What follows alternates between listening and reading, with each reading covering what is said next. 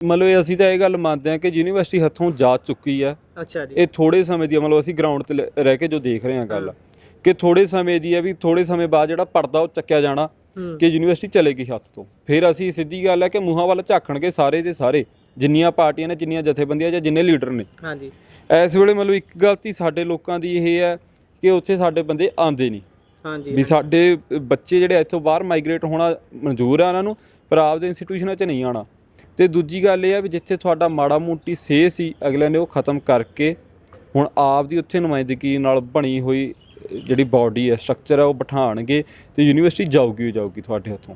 ਅਤੇ ਉਹਦੇ ਵਿੱਚ ਅੱਧੇ ਤੋਂ ਵੱਧ ਜਿਹੜਾ ਕਸੂਰ ਆ ਉਹ ਸਾਡੇ ਪੰਜਾਬ ਸਰਕਾਰ ਦਾ ਹੈ ਅਤੇ ਸਾਡੇ ਲੋਕਾਂ ਦਾ ਕੁਛ ਮੰਨਦੇ ਹਾਂ ਅਸੀਂ।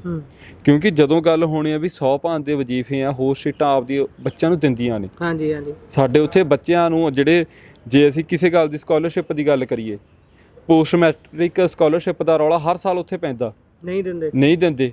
ਉੱਥੇ ਅੱਜ ਵੀ ਸਾਨੂੰ ਮਤਲਬ ਅਥਾਰਟੀਆਂ ਇਹ ਚੀਜ਼ ਦਿਖਾਉਂਦੀਆਂ ਪੰਜਾਬ ਸਰਕਾਰ ਦਾ ਇੰਨੇ ਲੱਖ ਬਕਾਇਆ ਪਿਆ ਸਾਡਾ ਹਜੇ ਪੈਂਡਿੰਗ ਹੈ ਜਿਹੜਾ ਉਹਨਾਂ ਨੇ ਦੇਣਾ ਸਾਨੂੰ।